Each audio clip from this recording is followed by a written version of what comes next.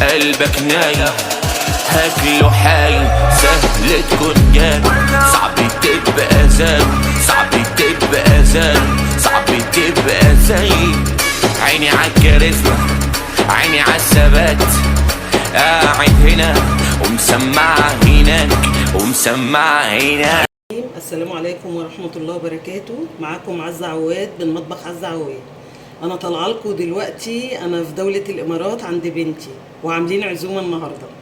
فهنبدأ بسم الله الرحمن الرحيم. هنبدأ بعرق الفيليتو. طبعا عرق الفيليتو أنا بجيبه من عند الجزار وبلفه بخيط زي ما انتم شايفينه كده، تمام، ومغلفاه اهو بالورق. هبدأ بقى أفك الورق وأبدأ أخده صدمة. خليكم معايا، بس احتمال هقطعه نصين لان القلاية عندي صغيرة هنا، فهقطعه نصين وخليكم معايا.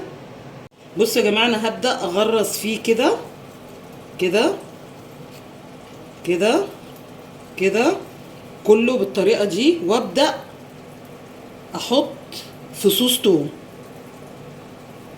تمام، هبدأ بقى اعمله كله بالطريقة دي، هغرزه كله واغرزه واحط فيه فصوص توم، وهرجع لكم عشان ناخده الصدمه. خليكم معايا. هنحط معلقتين سمنه بلدي، تمام، وهنحط معلقتين زيت، وهنبدا بقى ناخد الصدمه. لازم يا جماعه السمنه مع الزيت تسخن كويس قوي، تمام، وهنبدا نحط العرق ناخد الصدمة.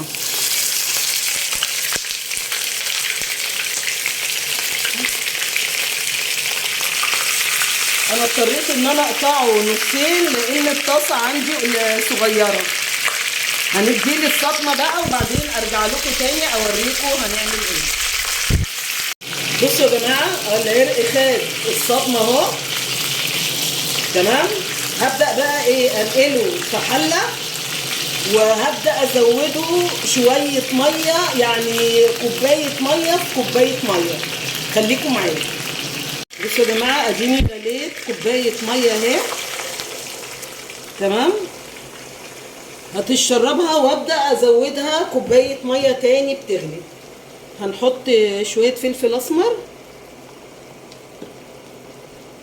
وهنغطي عليه. خليكم معايا. صلوا على رسول الله. احنا هنعمل برضو مع العرق هنعمل محشي بتنجان وكوسة وفلفل، واللي هنستعملهم الخضرة كزبرة وشبت.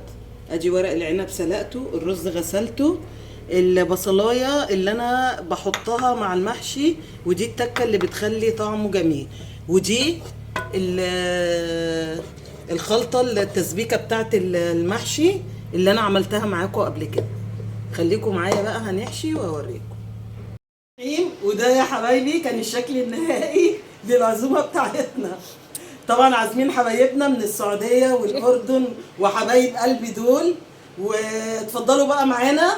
كنتم مع عزة عواد من مطبخ عزة عواد، والسلام عليكم ورحمه